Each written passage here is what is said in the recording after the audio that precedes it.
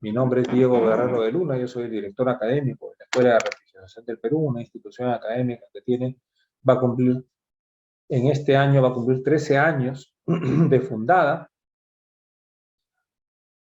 Continuamos con el legado de su fundador y su primer director, el licenciado, técnico en refrigeración y economista, Ricardo Ávila Ágreda, que nos dejó en febrero del año 2021, en febrero del año pasado, nos dejó para partir a la eternidad, dejando la Escuela de Refrigeración del Perú como su legado más querido y más importante en toda su trayectoria profesional brillante, como un gran promotor y difusor de su pasión, que era el aire acondicionado y la refrigeración. Tuve la suerte de trabajar con él durante más de 30 años, un gran amigo, y dentro de esos programas de difusión que él ideó, diseñó para la Escuela de Refrigeración del Perú, está este programa que es la hora de la climatización, donde la hora de la climatización es un programa que se realiza 1 o 2 veces al mes, en donde se expone algún tema de actualidad, tendencia, alguna tecnología, alguna labor de gestión, algunas experiencias en lo que es el campo del aire acondicionado y la refrigeración. En esta oportunidad tenemos con nosotros al ingeniero Rafael Rao. El ingeniero Rafael Rao no solamente, como les venía comentando hace un momento, es ingeniero, sino que además es técnico. Ha trabajado por muchos años, para decirle solamente que durante los últimos 20 años, ha trabajado como ingeniero de refrigeración en diferentes sistemas y aplicaciones, desarrollando sistemas con refrigerantes diversos y con marcas tan importantes como Frick, Birtel, Mycom, Sabroe, Bitzer, Dorin, Gram, Copeland, donde también fue un ejecutivo muy importante. Hace unos días recibía yo el saludo y la felicitación del ingeniero Germán Beroes, que tuvo él la suerte de trabajar con Rafael en sus años en Copeland. Rafael, si me estás escuchando, recibe el saludo de Germán Beroes también. Y bueno, durante toda su vida laboral ha tenido mucha experiencia, ha desarrollado mucha experiencia en sistemas de refrigeración industrial y comercial. Y es por eso que, con una suerte tremenda, tuvimos la oportunidad de poderlo invitar a que nos dictara una charla el día de hoy, accediendo él gustosamente a dictarla. Él actualmente reside en Costa Rica, pero él ha tenido mucha experiencia tanto yo diría, en muchos países de Latinoamérica, en México, en Perú, en Costa Rica, en Venezuela, en Nicaragua, diseñando sistemas, comprobando su funcionamiento. Entonces, ¿qué mejor que él que nos pueda hoy día dictar, o qué mejor oportunidad para nosotros que podamos escucharlo al ingeniero Rafael Rao el día de hoy con toda esta experiencia en su presentación sobre una comparación entre sistemas de refrigeración comercial, sistemas de refrigeración para aplicaciones comerciales, ¿no? Vamos a esperar unos minutos más para poder ingresar. Ya tenemos a la fecha 127 participantes en nuestra red de Zoom. No sé cuántos hayan en Facebook. Si estamos actualmente conectados con la escuela, creo que sí, creo que tenemos 2. A Karina Galloso y a Vanessa Rubio tenemos conectados con la escuela. No sé cuántos habrán en Facebook, sería bueno saber para comentar. Yo calculo, debo estimar más o menos a unos 160 conectados a la fecha. Y yo creo que ya estamos listos para poder empezar. Sin más, les agradecemos mucho su presencia el día de hoy. Muchísimas gracias por participar de este programa, que forma parte de los programas de difusión de los temas de aire acondicionado y refrigeración de la Escuela de Refrigeración del Perú. en este programa que se llama La Hora de la Climatización, un espacio dedicado a la difusión de las tecnologías, tendencias o experiencias de gestión sobre el mundo del aire acondicionado y de la refrigeración que sigue y sigue creciendo en Latinoamérica y en el mundo. En esta oportunidad tenemos al ingeniero Rafael Rau, un ingeniero especializado en el tema de refrigeración, tanto comercial como industrial.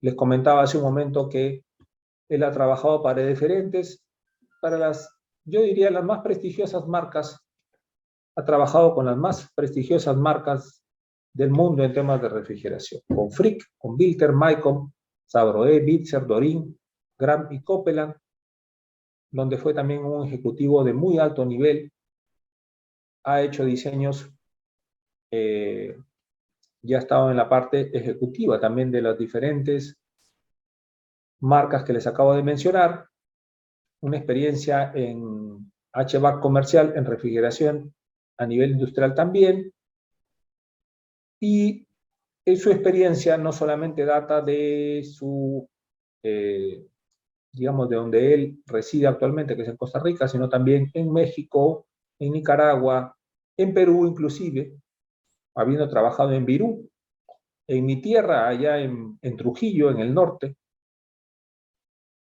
Entonces, estamos, no solamente también eso, sino también que él ha trabajado en normas en el Instituto de Amoníaco, en el IIAR, es decir, tiene una experiencia no solamente a nivel de diseño, a nivel de ejecución, a nivel de comercialización, a nivel de ventas, sino también a nivel de normas. Un placer contar contigo, Rafael, para esta exposición. Debemos tener conectados en este momento cerca de 180 personas más o menos. Y te doy el pase, agradeciéndote por tu disposición. Encantado de tenerte con nosotros en la Escuela de Refrigeración del Perú, en este programa. Y adelante con tu exposición. Buenas noches a todos. Cualquier pregunta, por favor, no duden en hacerlo. Espero que tengan muchas preguntas con respecto al tema. Perfecto, entonces comenzamos. Esta comparación de sistemas, en primer lugar, debo decirles, se basa en una aplicación real. No es un ejemplo teórico, sino es una aplicación real. Esto surgió de una instalación en México, en un lugar específico de México, para una muy conocida cadena de comercial.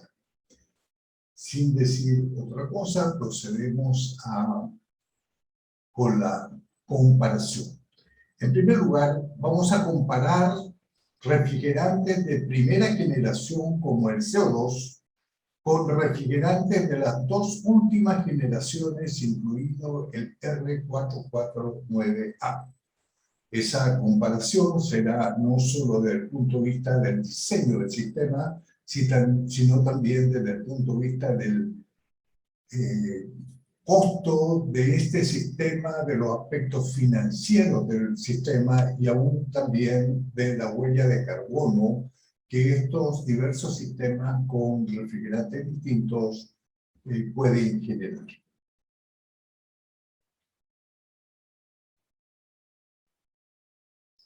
El estudio, por favor, si leen, el estudio realizado se muestra que los sistemas de CO2 transcríticos y subcríticos mejorados pueden alcanzar eficiencias energéticas y costos de vida y costos finales usuales superiores a soluciones con otros refrigerantes comúnmente utilizados en aplicaciones.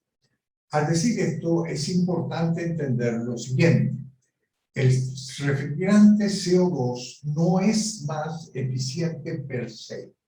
Es decir, para que él pueda llegar a los niveles de eficiencia que tienen los refrigerantes bien conocidos por todos ustedes, como el R404, R134A o similares a ellos, es necesario que el diseño sea, por decirlo así, lo más agresivo posible desde el punto de vista tecnológico para hacer que este sistema sea desde el punto de vista final, eficiente, no solo desde el punto de vista energético, sino también desde el punto de vista financiero. Para todos los efectos, la comparación de eficiencia se realizó utilizando con base al clima específico de la locación, en base a un registro de 20 años y el análisis del clima de los 10 últimos años, dado la influencia del cambio climático actual. Es decir, desde el punto de vista técnico se define como clima aquella estadística que se registra por un periodo no menor a 20 años. En términos jurídicos se puede hablar solo de clima o de tener un clima cuando usted tiene un registro de las condiciones de temperatura, humedades, vientos, lluvia, etcétera, por un periodo no menor a 20 años. En los últimos 10 años se ha incrementado los cambios del clima, como todos bien conocen y como es un problema a nivel mundial, lo cual significa que las autoridades respectivas, sobre todo las Naciones Unidas y otras importantes instituciones, recomiendan estudiar para efectos de las aplicaciones los cambios en el clima de los 10 últimos años. Por lo tanto, ya no es un estudio de clima sobre la ciudad, de una ciudad específica en términos genéricos. Aquí se estudia la locación exacta de la instalación que se va a efectuar. Y eso es bien importante. De la misma forma, el análisis de la huella de carbono se proponía hasta no menos de un año que se realizara en base a una base de 100 años. Eso cambió producto del cambio climático y se pide en la actualidad que todos los análisis que se hagan en base a los próximos 20 años en cuanto a la huella de carbono que se puede estar generando. Los costos de equipo e instalaciones están acorde a la experiencia previa en proyectos de similar capacidad para la locación específica del sistema que vamos a estudiar.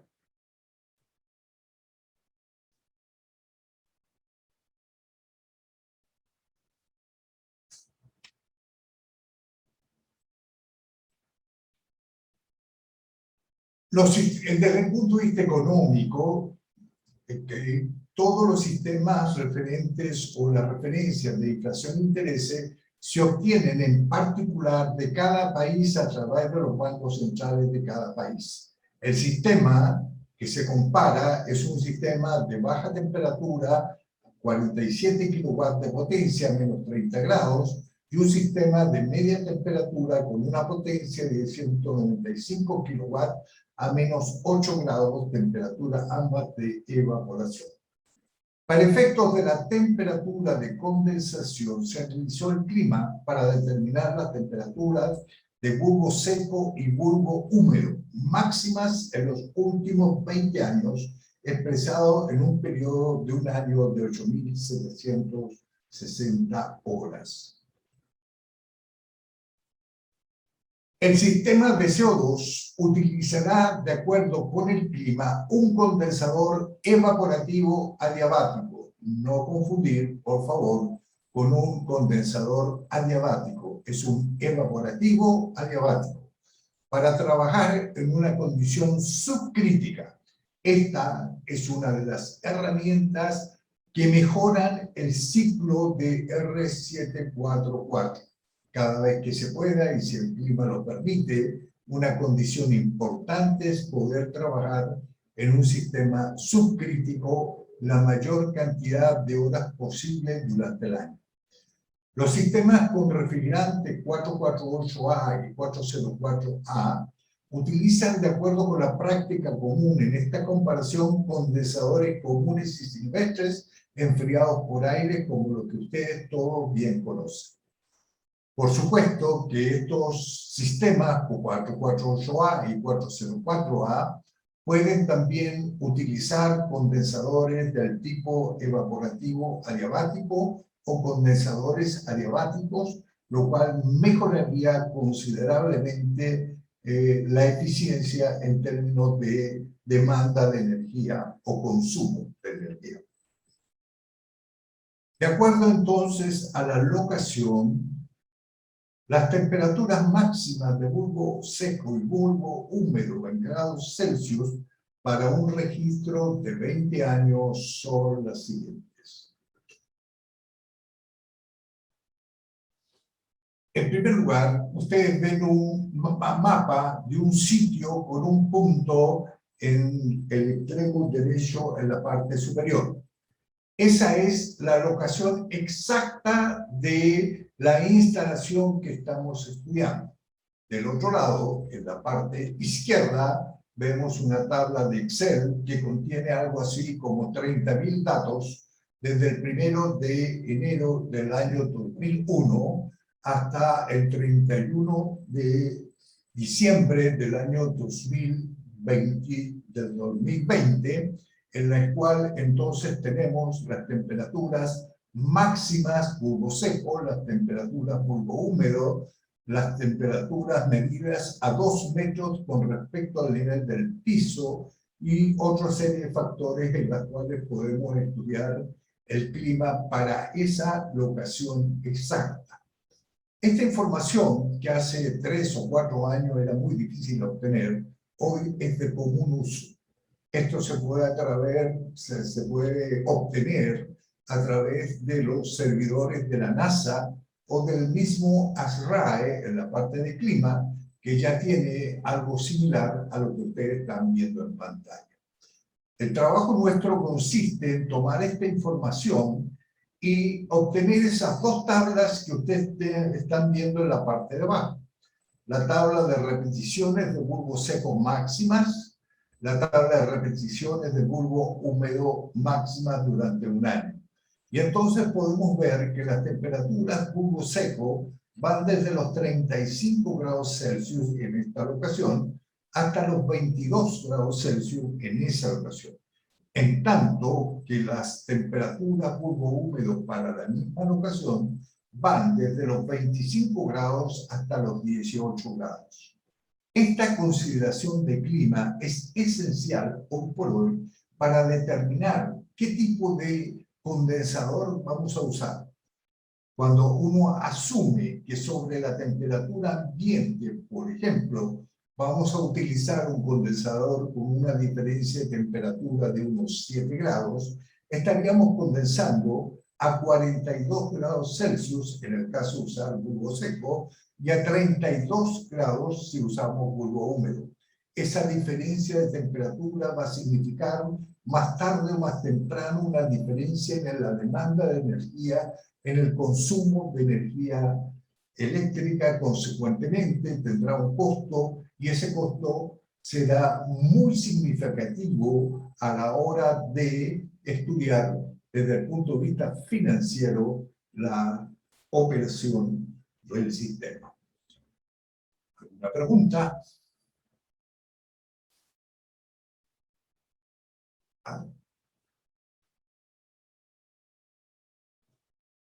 Podemos graficar esto de la siguiente forma.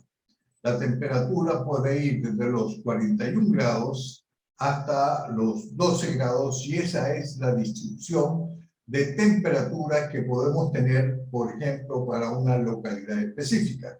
Ahí tenemos la cantidad de horas año que se repite una temperatura en el sistema.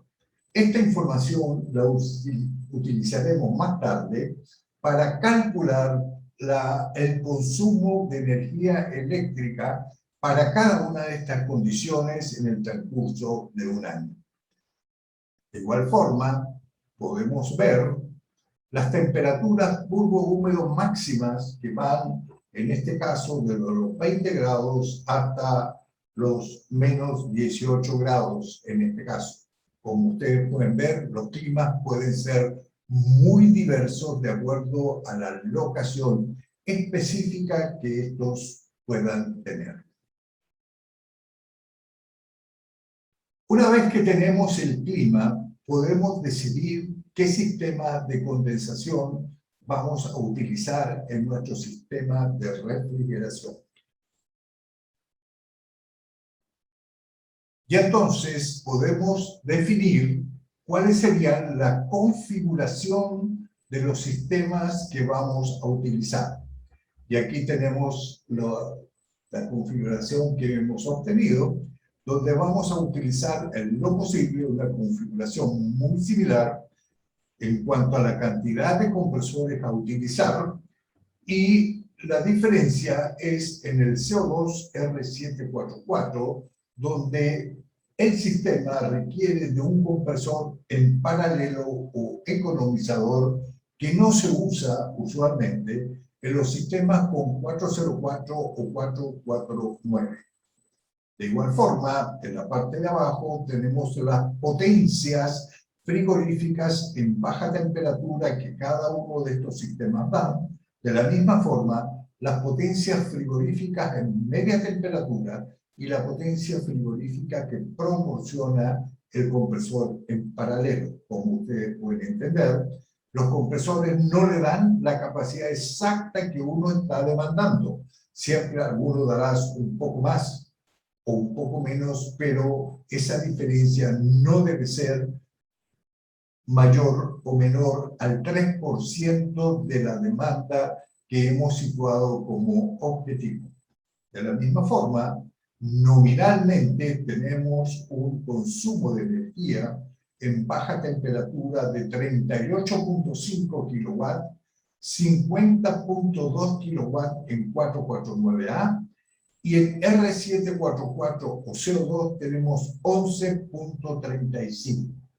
Y ya entonces empezamos a entender algunas de las señales que los sistemas con CO2 proporcionan. La segunda, energía en media temperatura, 81.4 para el 404, 75 para el 449, y 53.8, podríamos sumarle también, el 5.25 del compresor economizador, y estaríamos hablando en el orden de los 60 kilowatts. Como ustedes pueden ver, la demanda de energía de los sistemas con CO2 para una misma aplicación son, ¿cómo se llama?, muy bajas con respecto a lo que se considera para el 404 y 449. ¿Cómo sería el sistema?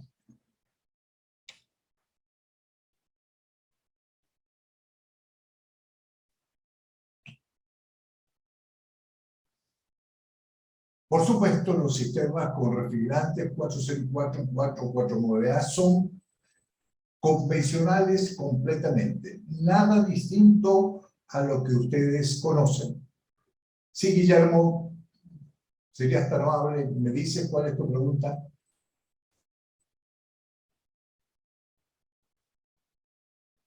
Guillermo.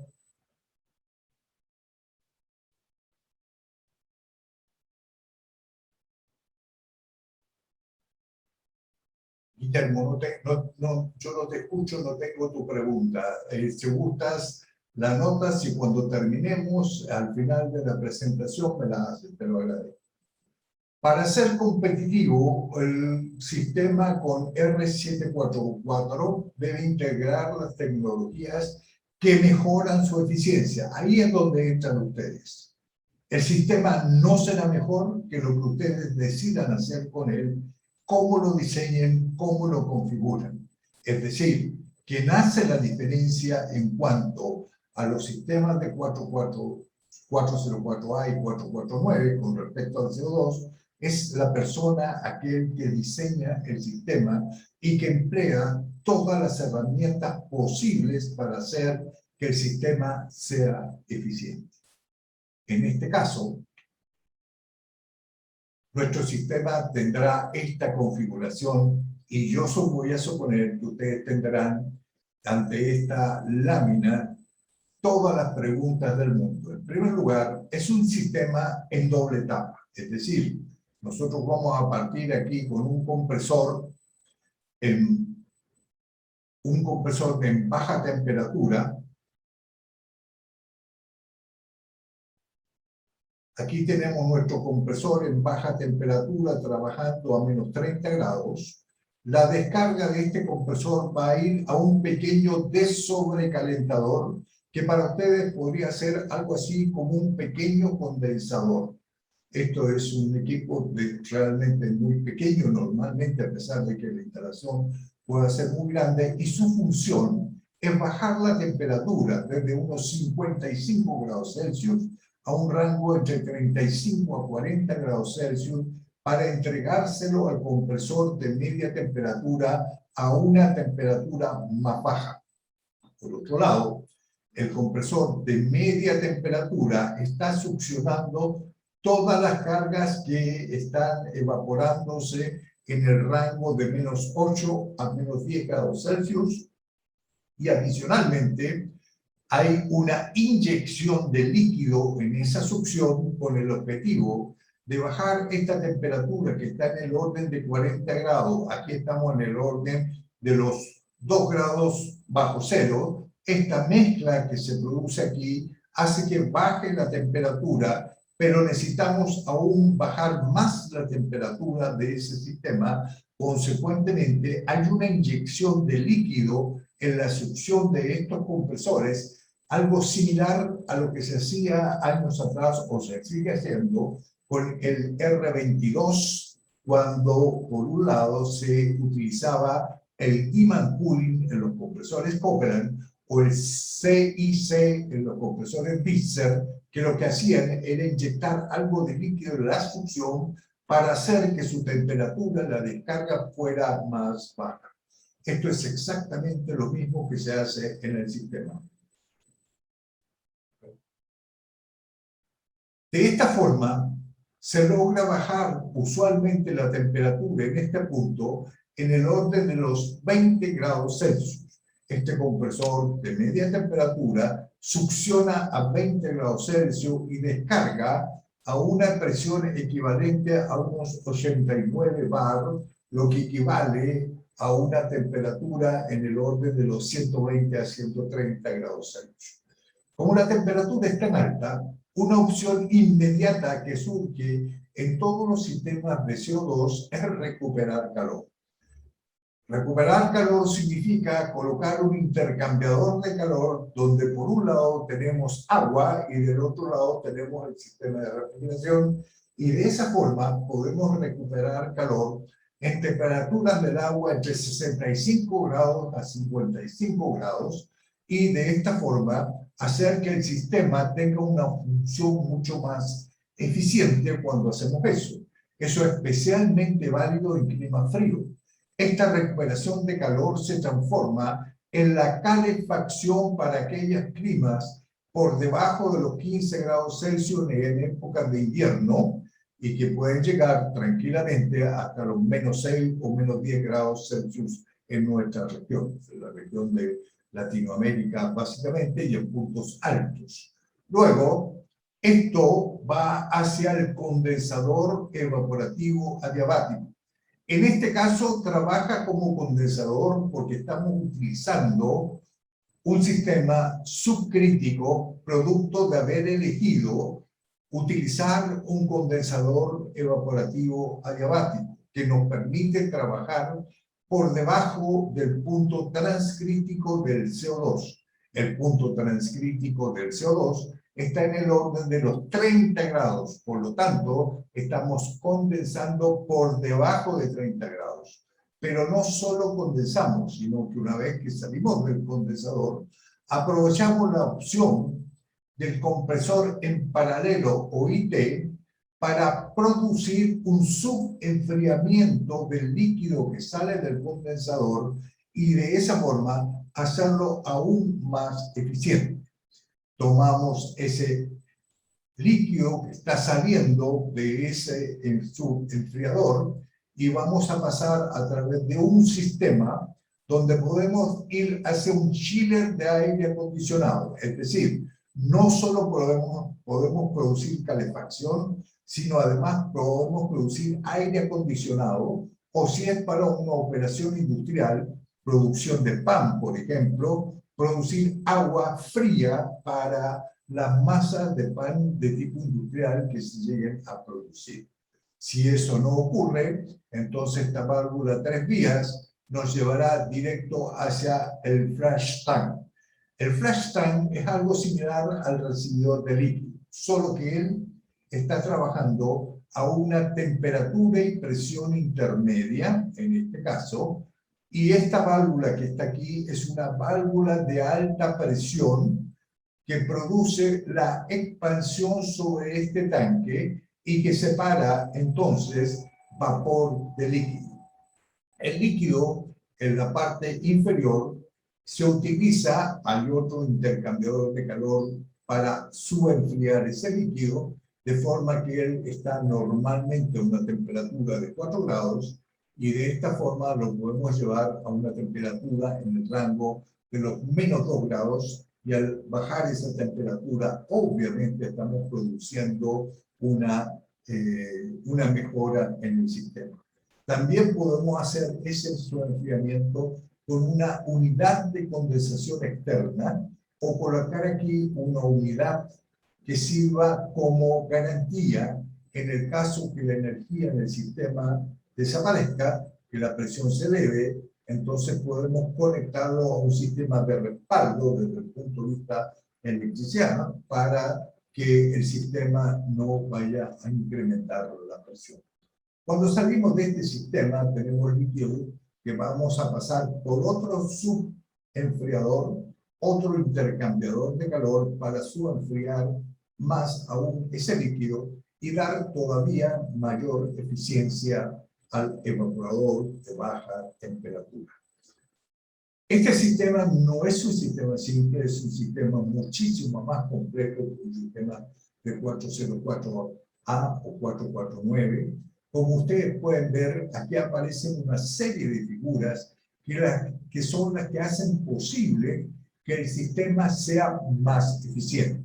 La recuperación de calor, el utilizar un chiller, el utilizar un subenfriador, el usar un intercambiador de calor para enfriar la succión en el caso de los compresores de media temperatura, para subenfriar el líquido que va hacia los compresores de baja. Todas esas son mejoras que usualmente no son comunes a los sistemas convencionales, que son propias de los sistemas con CO2. Aún hay más mejoras que en este sistema se pueden hacer. Sería muy extenso el tema, podemos incorporar, por ejemplo, eyectores de líquido y eyectores de vapor que estarían reemplazando a los compresores condensadores en base a utilizar un sistema de eyección para lograr las succiones de media y baja temperatura.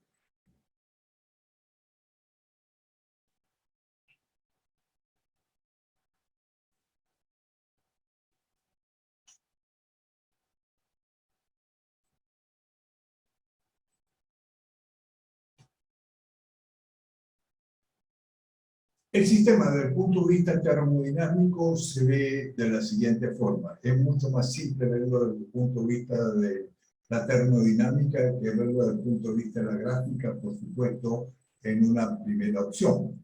El trabajo del compresor de baja está entre estos dos puntos. El trabajo de los compresores de media está entre estos dos puntos. El trabajo del compresor en paralelo se ejecuta en esta forma. Aquí es donde se produce la expansión sobre el flash gas. Esta es la fracción que utilizamos para el aire acondicionado. Aquí es donde producimos la separación del líquido. Esta es la fracción donde estamos subenfriando ese líquido para producir entonces la expansión en media temperatura. Seguimos subenfriando para baja temperatura y esta es la expansión que corresponde al sistema de baja temperatura, esta es la de media temperatura y esta es la presión intermedia, la que está en el flash tank o recibidor. Como no veo sus preguntas, espero que por favor las anoten y que al término de la presentación ustedes la hagan presente. Gracias. Esta tabla resume las condiciones de presión y entalpía de todos los puntos en el sistema.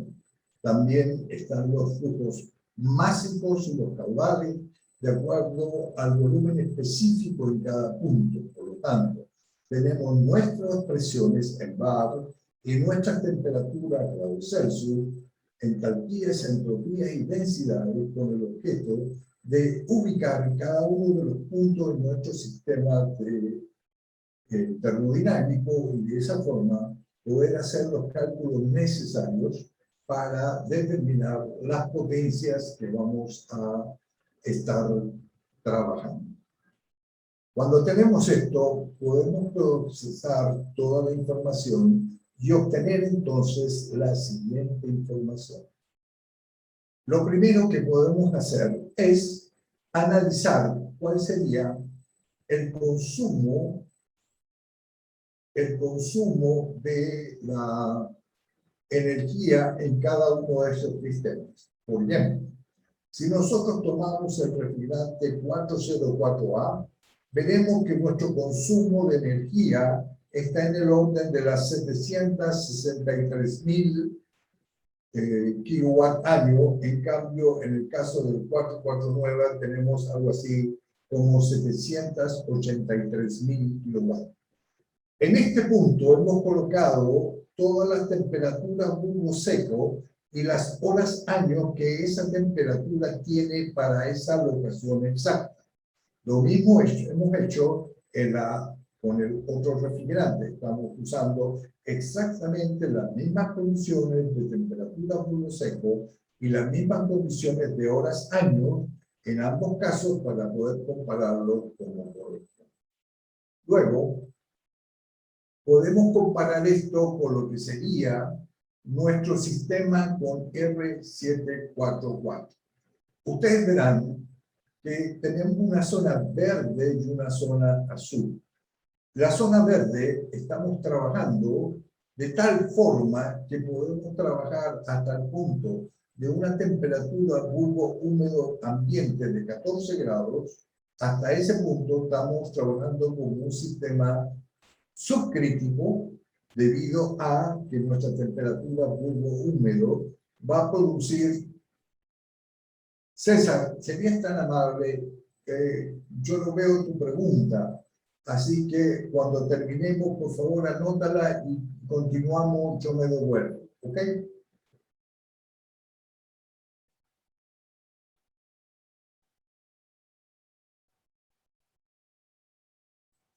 Ok. Entonces, el punto es que la zona verde es donde nosotros podemos producir los ahorros, pero de aquí hacia abajo ya no podemos seguir produciendo ahorros en el sistema de refrigeración porque el compresor tiene un límite en cuanto a su operación, lo que se llama el ventilo en un compresor, es decir, el marco de referencia donde el compresor puede trabajar tanto en presiones de succión como en temperaturas de descarga o temperaturas de succión, tiene un marco de referencia del cual no podemos salir. Por lo tanto, los compresores que hemos utilizado en esta selección solo nos permiten producir la mayor cantidad de ahorros en la zona verde. A partir de la zona azul tenemos que quedarnos desde el punto de vista control como si estuviéramos trabajando sin otras posibilidades.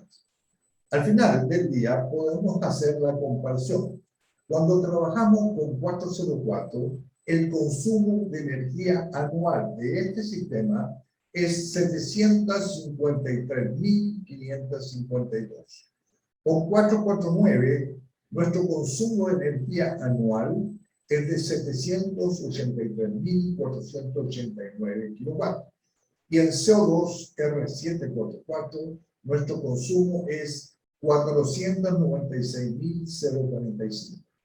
Esta primera comparación no nos dice todo, porque esta comparación nos está diciendo que desde el punto de vista de la demanda de energía, los sistemas con CO2 son muy eficientes, sobre todo en esta aplicación, específicamente en esta aplicación. Sin embargo, tenemos que analizar los costos para saber cómo esto se va a comportar en términos reales en un periodo de al menos 15 años.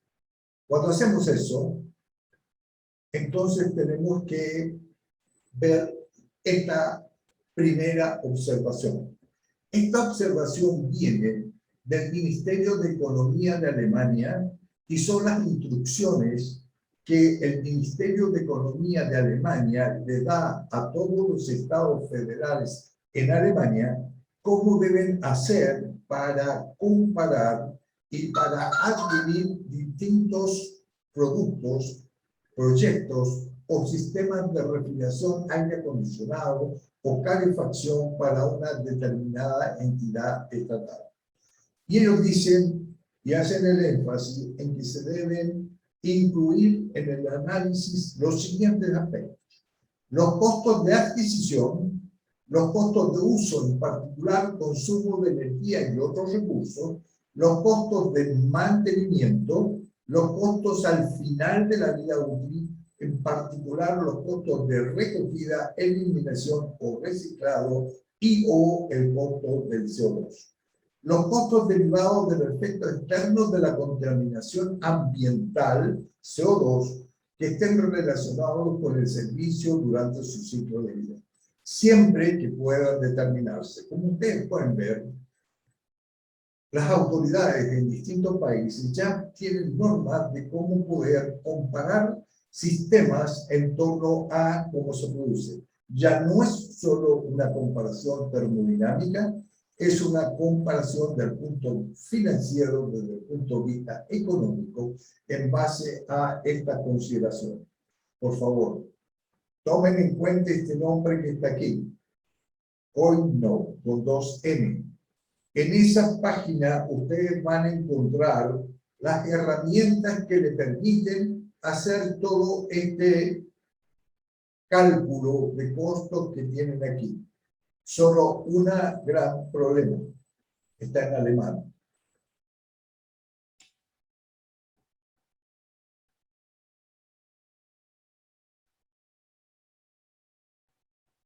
Entonces, hemos llegado al momento de analizar desde el punto de vista financiero cuáles son los costos de cada uno de esos sistemas. Empezamos a saber cuáles son los costos de los sistemas de refrigeración. En 404 tenemos un costo inicial de $153.029. El 449A, refrigerante de última generación, uno de los más nuevos, con un GWP en el orden de 1.500, 1.600 o por debajo de eso, el costo es de $215.148,60. Luego tenemos al CO2 con 237.522. Si esta es una decisión que se hubiese tomado hace 10 años, no les quepa la menor duda que el sistema seleccionado hubiese sido el R404. Pero las cosas han cambiado. Entonces se analizan los demás aspectos. Por ejemplo, la instalación mecánica, para este $72.000, $101.000 para esta, y para el R744, $158.000. Para arrancarlos, usualmente las empresas que hacen el arranque y que vienen del extranjero tienen un costo promedio en el orden de los $4.500 por cada arranque que se produce. Al final, el costo de instalación de todo este conjunto es $72.000 en este caso, $101.000 aquí, $163.000 en el caso del CO2. Cuando vamos a los consumos de energía, lo que nos pedían los alemanes, que teníamos que necesariamente calcular, teníamos 753.000, 783.000 y 496.000 para un costo de energía de 13 centavos de dólar por kilowatt. Cuando tenemos ese costo, al final, el costo de la operación anual nos dice que este costo es de 107.000, 111.000, 513.034 y cae dramáticamente producto de esta menor demanda de energía en el caso del R744 a 72.000, casi 73.000 dólares. Luego, cuando fuimos al Banco Central y nos pidió que esto se evalúe a 15 años de acuerdo a su ley de impuestos sobre la renta, también nos dijo que el costo de interés efectivo interanual era del 0,49. Por lo tanto, todos los costos anteriores podemos llevarlo a un valor presente de 15 años para obtener finalmente aquello que los alemanes nos recomiendan para evaluar un sistema.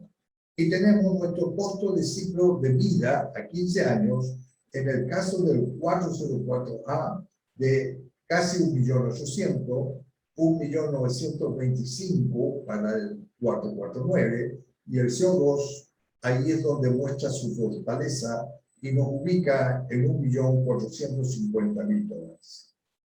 Esta es la fortaleza del sistema de CO2. Fue posible a pesar de que los costos iniciales de la inversión son más altos, los costos de operación interanual al final de 15 años son más bajos que los sistemas convencionales.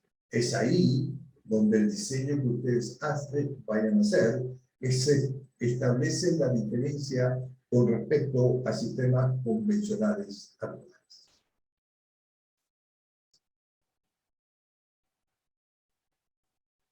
Cuando analizamos el Total Owner Cost, algo muy, por ejemplo, utilizado por la gente de Walmart en casi todos los países, donde se analiza el consumo de energía, la asistencia del servicio externo, la amortización del préstamo que involucra esa inversión inicial, entonces nos da la siguiente cifra.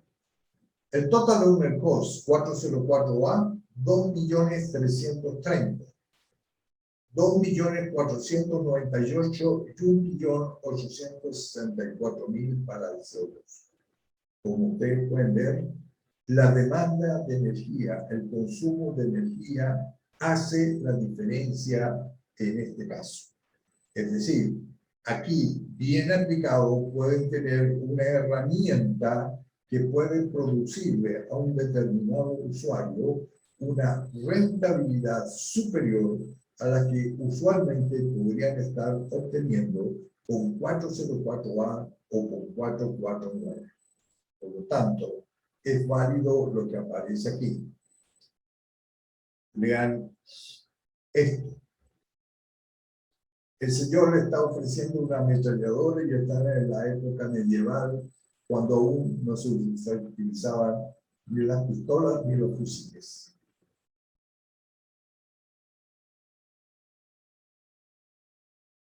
Otro aspecto que no es menos importante es la huella de carbono. Los tres sistemas, de acuerdo a sus características, van a producir una huella de carbono. Les recuerdo que el GWP del 404 está próximo a los 4.000, a los 1.500 en el caso de 449A, y en el caso del CO2 es 1. Entonces, es obvio que las toneladas totales en un periodo de 20 años que arrojen estos sistemas a la atmósfera equivalen, en el caso del 404A, 3.523 toneladas en 20 años, 1.491 en el 449, 20 años, y en el CO2, 509 toneladas en 20 años. Esto es importante por lo que viene a continuación.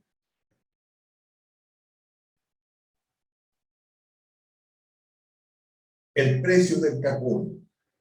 La diferencia entre lo que estaba produciendo, me devuelvo para darles el ejemplo.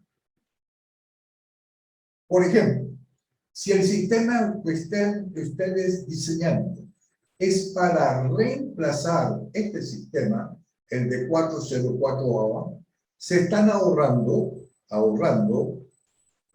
a la atmósfera aproximadamente unas 3.000 toneladas. Ese ahorro, hoy por hoy, tiene un impacto económico, y el impacto económico se mide a través de lo que se conoce como el precio del carbono, ¿okay? Y ese precio del carbono, en la actualidad, fijado por el Banco Central de la Unión Europea desde el año 2017 al 2030, es de 50 toneladas de 50 dólares por tonelada de CO2. Es decir, si usted tenía un equipo de 404A que producía 3.500 toneladas en 20 años y lo va a reemplazar por un equipo que produce solo 500 toneladas en 20 años, está ahorrando a la atmósfera 3.000 toneladas. Y esas 3.000 toneladas tienen un costo que se comercia en los bancos de CO2 y que cuesta cada tonelada 50 dólares. Por lo tanto, usted va a obtener, producto de haber ahorrado esas 3.000 toneladas a la atmósfera, en el rango de los 150.000 dólares en la operación. Es decir, a la parte financiera, tendría que usted estar incluyendo un aporte de 150.000 dólares, producto de haber cambiado su sistema de 404 a R744, perdón, de 404A a CO2. A esto se le llama el precio en la sombra del CO2, y hay toda una variedad de tecnología de bolsas que aceptan acciones de CO2. Por ejemplo, si usted es una compañía que está siendo penalizada por producir mucho CO2 a la atmósfera, lo que hace es ir a esa banca a comprar acciones de CO2, y si producía, por ejemplo, 200 toneladas, puede comprar el 30 toneladas de CO2 de esta instalación y deducirla de aquella que él está produciendo. Esa es una forma de comercializar con este tipo de ahorros. En conclusión, el sistema de refrigeración de CO2 para estas condiciones es importante ese concepto. El sistema está diseñado para una condición específica y para un clima específico y para un entorno económico específico. Esto no es genérico, ni se puede hacer esto o llevarlo y proyectarlo para cualquier instalación. No. Esto se hace para cada instalación en particular, tomando en cuenta todos los beneficios que la locación puede darnos: agua, aire, electricidad, costos, etcétera, para poder mejorar y utilizar todas las herramientas posibles que hagan posible que un sistema como CO2 sea, primero, ecológicamente mejor, financieramente mejor, y desde el punto de vista de la demanda de energía, hacerlo lo más eficiente posible.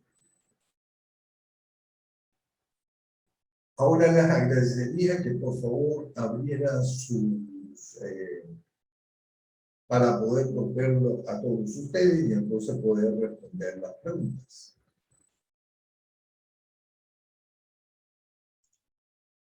Buenas tardes. Muy bien, muchísimas gracias, Rafael. Queda abierta la audiencia para las preguntas, pero yo tenía una para ti. Por favor. Quería, bueno, primero agradecerte por la exposición, pero quería preguntarte si, evidentemente, todo esto es un análisis que va más allá del tema técnico, es un análisis económico. Claro. Y además de eso, es un análisis en el cual intervienen quizás algunas agencias de clase mundial, tanto para temas de financiamiento como para temas de certificaciones, qué sé yo. ¿Qué No tanto? Necesariamente lo último. Adelante. Ok. ¿Qué tanto en ese orden de ideas o en ese sentido de pensamiento, cómo has visto tú a los estados? Tú que has tenido participación en México, Costa Rica, Venezuela, Nicaragua, Perú incluso. Me comentabas en la conversación que tuvimos que habías estado por Perú también, viendo algunos sistemas. ¿Cómo has visto la inversión privada respecto de la normativa estatal con respecto a estos sistemas, la normativa de los estados? ¿Hay algún avance? ¿Se está empujando hacia eso? El tema del carbono, cuéntanos un poco. Déjame enfocarme en algo que para ustedes es más próximo. Los proyectos que yo he estudiado en Perú. Como tú bien manifestaste en tu presentación, yo he trabajado con varios sistemas de refrigeración en el orden de las 3.500 toneladas de refrigeración. Mi propuesta inicial para el usuario final fue que en un sistema de refrigeración de congelación rápida utilizara un sistema de un CO2. Y no estamos hablando de cualquier sistema, estamos hablando de un sistema que trabaja a unas 150 toneladas de refrigeración, que normalmente lo haría con amoníaco a una temperatura en el rango de los menos 38 grados. ¿Okay? En el caso específico de mi propuesta, le dije lo siguiente. Se puede utilizar un sistema de CO2 transcrítico o en cascada, donde la temperatura de evaporación está en el rango de los menos 50 grados. Cuando tú comparas menos 50 grados con menos 38 grados, estás, con CO2, estás haciendo dos condiciones muy importantes. Primero, reduces significativamente el tiempo de congelación. Al reducir significativamente el tiempo de congelación, la calidad del producto se incrementa por cuanto los cristales de hielo dentro del producto son menores. Lo cual implica adicionalmente que la pérdida de peso del producto congelado es menor. ¿Ok? Y cuando tienes toda esa suma de datos, ¿ok?, y lo aplicas a un producto completo y aplicas el mismo análisis que estamos haciendo aquí. Es decir, estamos viendo cuál es el costo del dinero en Perú, Banco Central del Perú, cuánto es la inflación en Perú, y cuando vemos cuánto cobra la banca en Perú y tomamos toda esa data y lo llevamos a un proyecto específico, te puedo decir que en un sistema, por ejemplo, en cascada, amoníaco, CO2, en el caso específico de este tipo de aplicaciones, es mucho más rentable que un sistema de amoníaco convencional para este tipo de casos.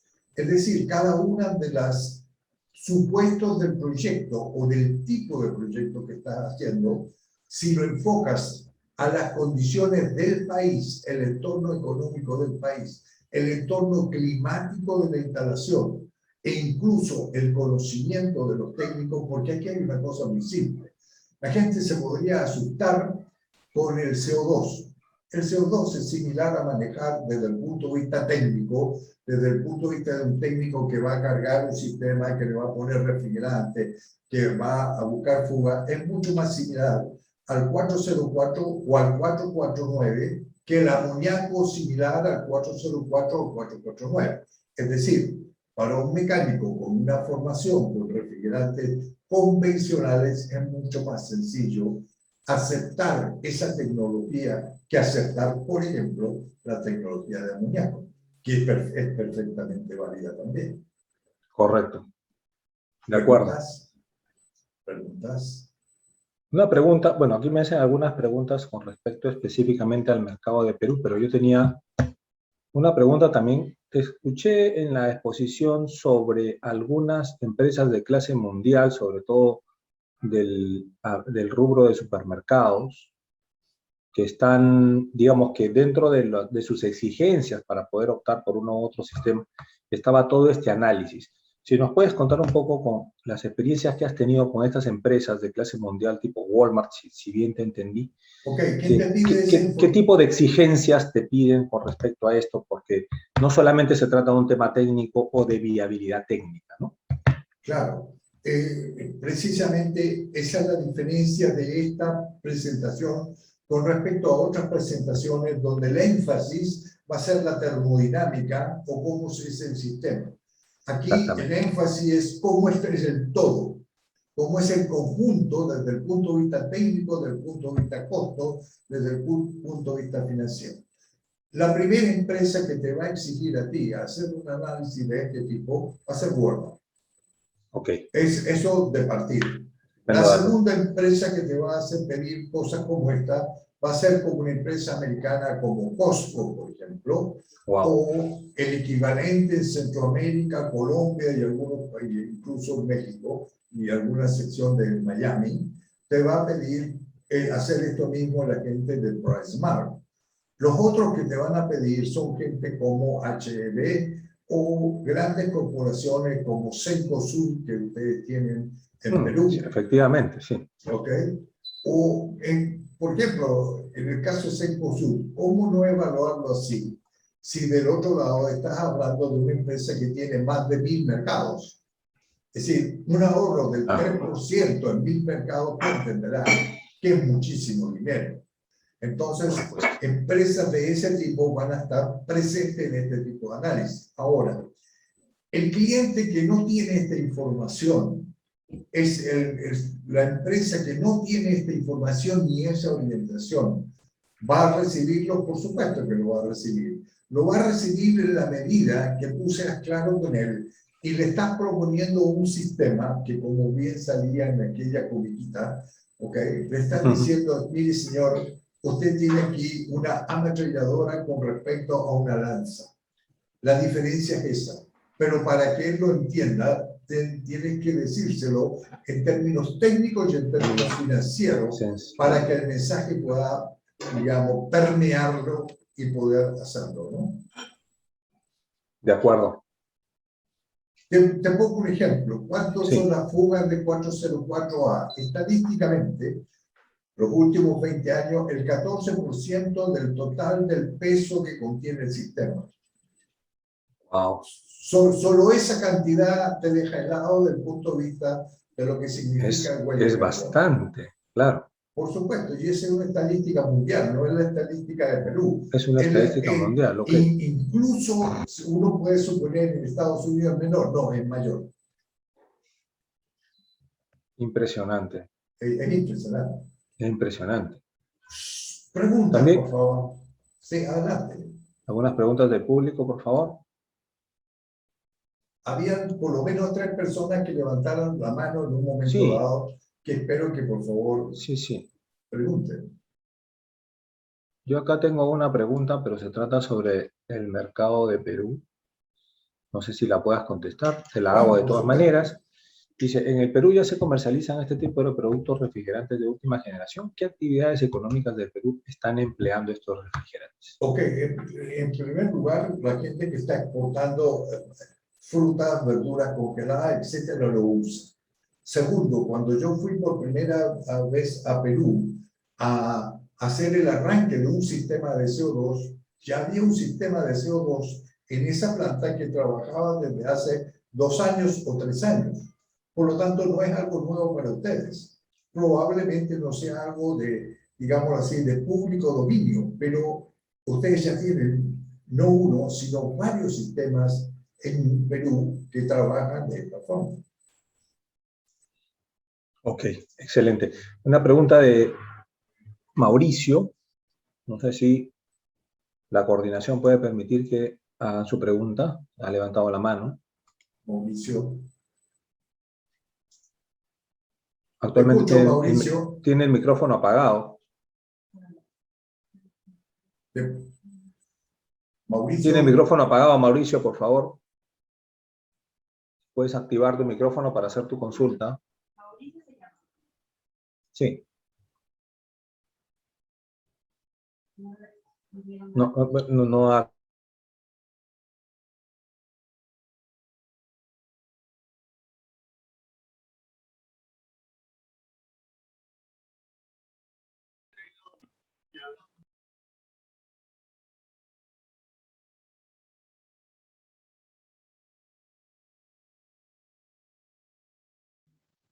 Aló, buenas noches. ¿Me escuchan? Sí, sí. Gracias. ¿Me escucha? Aló. Sí, Adelante, Gracias. sí, te escuchamos. Gracias, muy gentil. Mi nombre es Mauricio Sepúlveda, hablador desde Colombia. Adelante. En Colombia, pues normalmente los sistemas con CO2 pues tienen algunas aplicaciones en algunas empresas. Sí, lo he visto muy poco para determinados productos. En el caso que estoy viendo acá con la presentación que nos dice el señor Rafael, doy por entendido que a un sistema, por ejemplo, a Cencosud o a PriceMark, que también lo tenemos acá en Colombia, en la ciudad de Cali, Bogotá, es decir, que se puede implementar un sistema como estos y que se puede implementar tanto para la parte de refrigeración y congelación y aire acondicionado al mismo tiempo, es decir, existen los equipos ideales para poder instalar eso al mismo tiempo con el mismo CO2, con un solo sistema.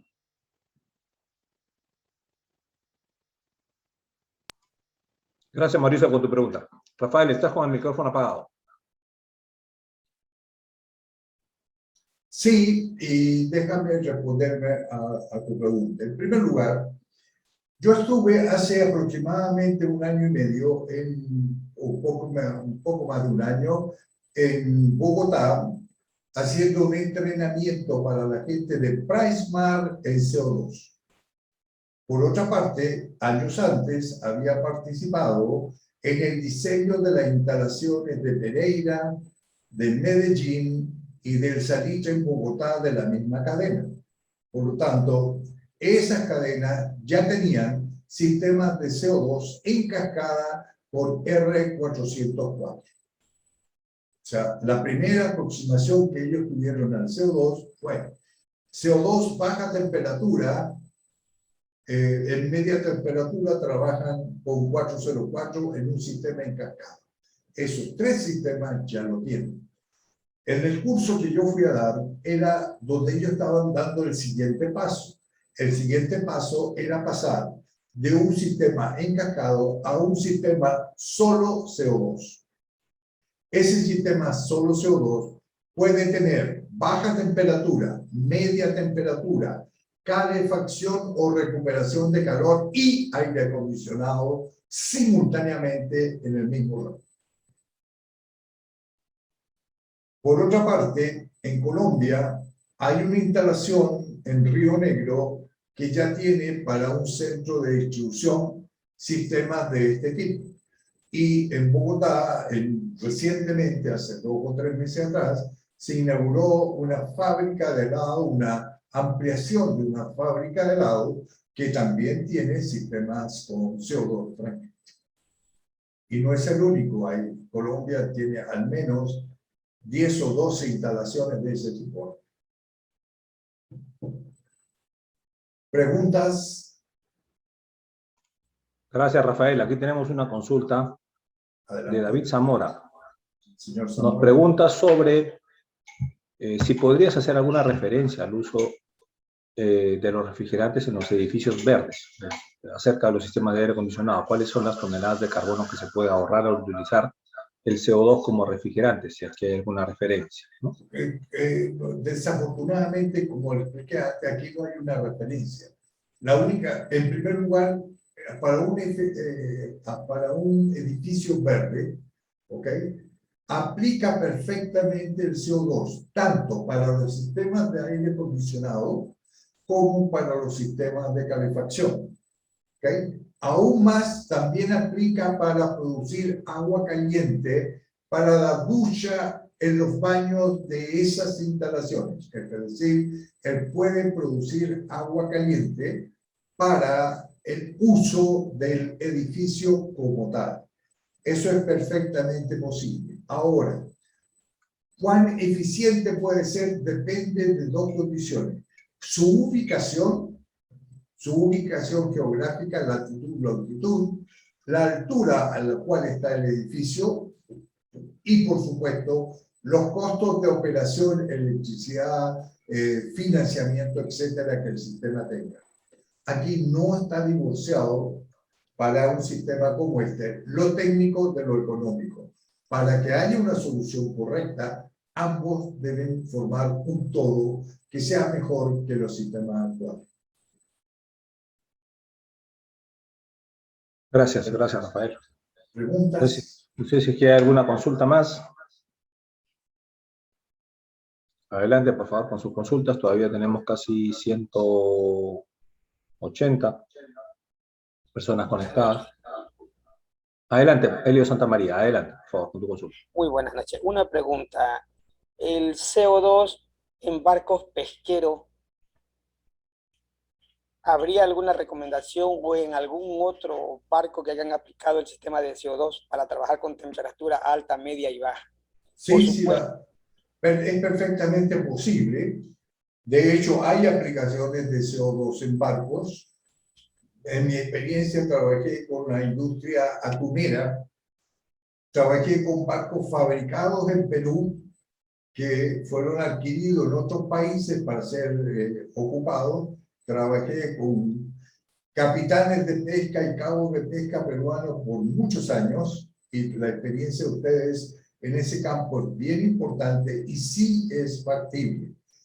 ¿Cuál es la recomendación? Primero, que los condensadores, que en este caso son con agua de mar, sean aleaciones de titanio, 4%, 6%, es más acero inoxidable que titanio, pero el titanio tiene una gran ventaja en ese sistema, porque el óxido de titanio genera un coeficiente de transferencia de calor 20% superior a un sistema convencional con bronce de tipo náutico, por ejemplo.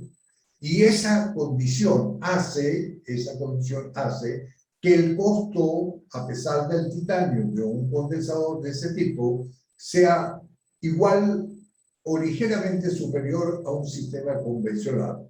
La otra forma de hacerlo es con un condensador de placas enfriado con agua de mar.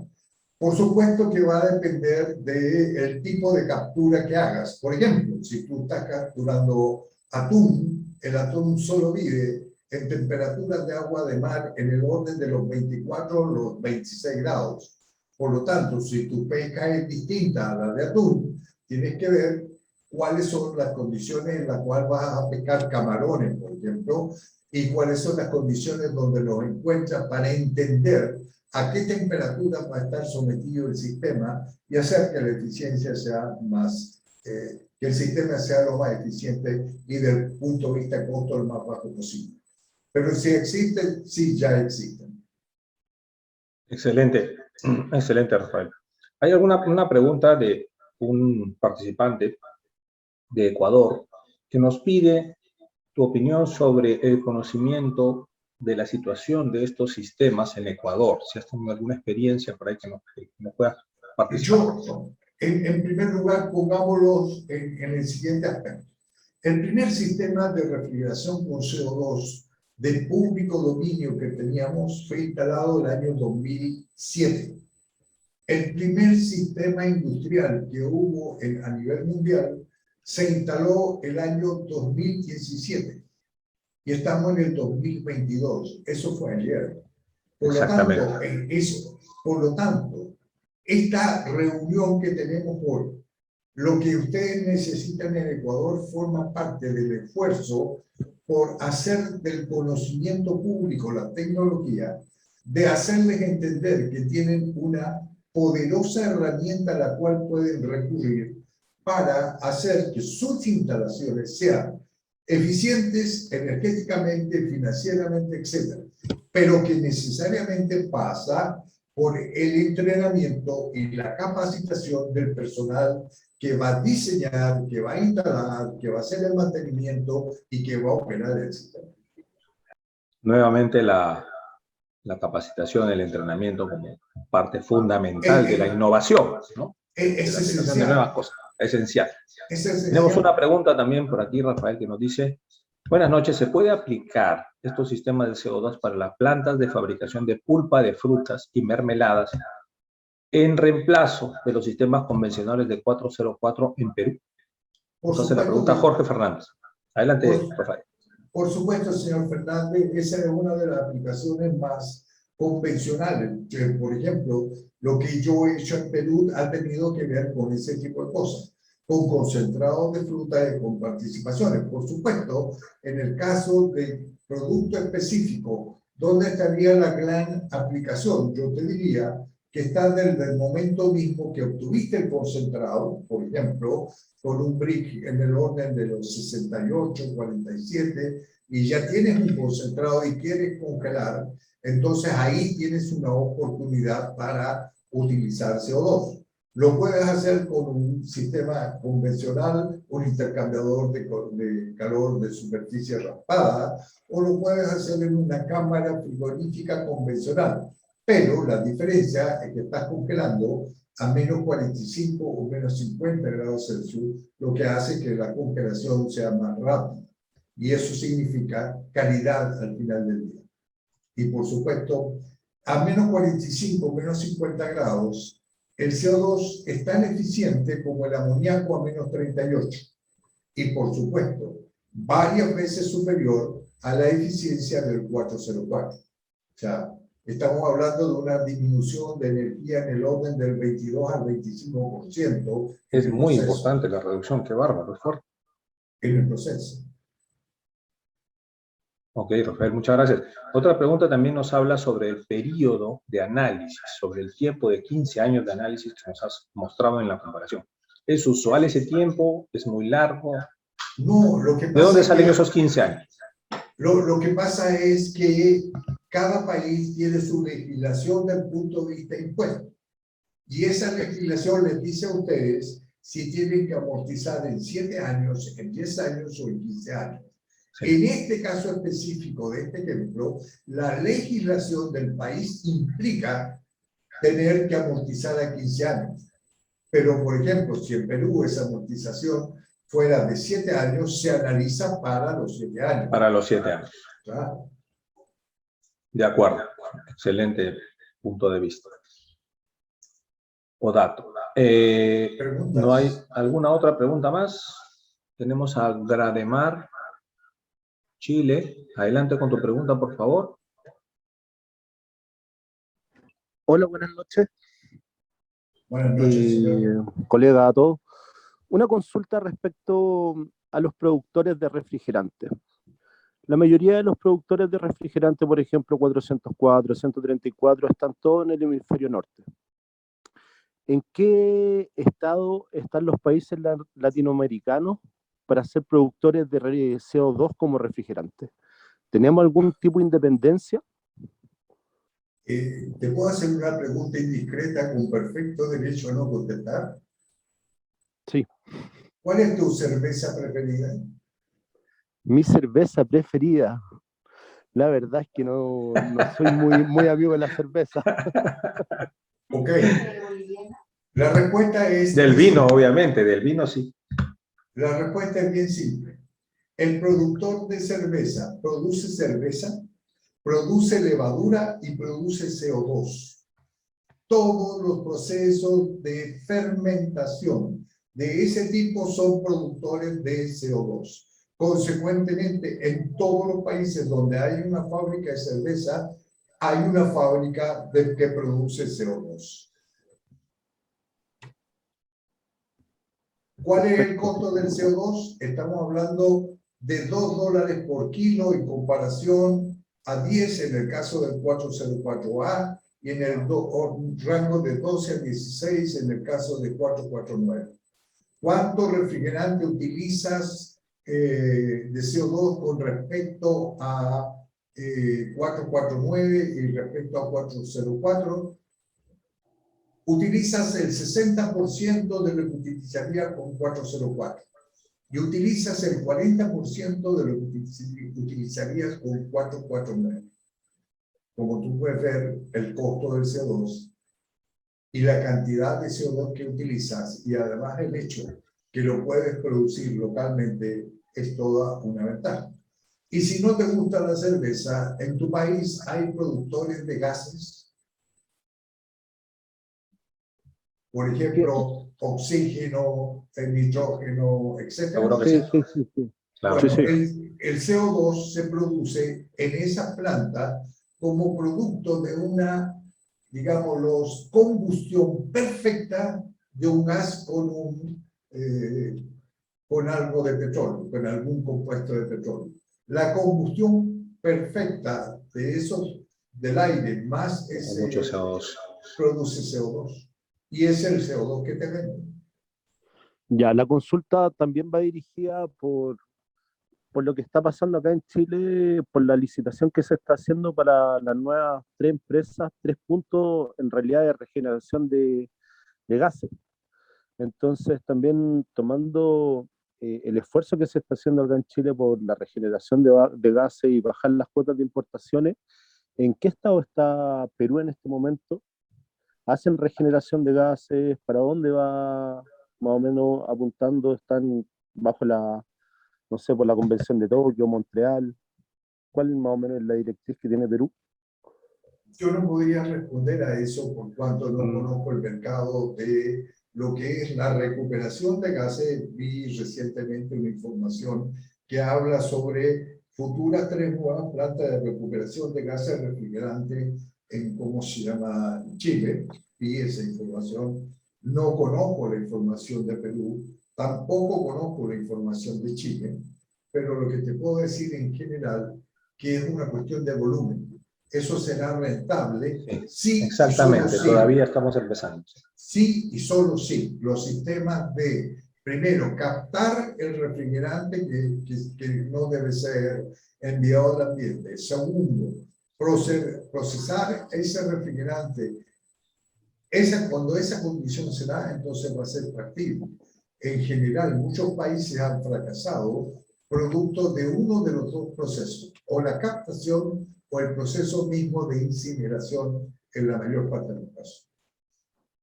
En este momento, aquí en Perú, el Ministerio de Energía y el Ministerio de la Producción están en una campaña de entrenamiento, difusión, promoción de las plantas de recuperación de refrigerante todavía. Porque digamos, desde el punto de vista estatal, no se ve que ellos vayan a asumir esto, sino que van a hacer una promoción del sector privado con respecto a esto. Todavía no hay nada demasiado avanzado al respecto, ¿no? Ok, había una pregunta que alguien hacía con respecto al potencial daño que hace el CO2 en el ambiente. Dice, ¿qué pasa si se escapa al ambiente? Claro, esa es una pregunta bien sencilla. Si nosotros tenemos un escape al ambiente de 200 kilos de CO2 al ambiente, el impacto son 200 kilos de CO2 en el medio ambiente. Si de otra forma nosotros escapamos 200 kilos de 404A, entonces nuestro impacto es de 8.000 kilos de CO2 al ambiente. Esa es la diferencia. Estamos hablando de 200 kilos con respecto a 4.000 multiplicado por 200. Estamos hablando de 800.000 kilos. Rafael, eso tiene que ver con el valor de GWP, que se usa Correcto. el 1, que se usa 1 para el CO2 y para el resto son mucho más grandes. Claro, ¿por qué el 404 tiene un valor tan alto? Simple, porque en el proceso de producción, el consumo de energía eléctrica, las materias primas que utilizan los escapes al ambiente, le dan ese valor. De acuerdo.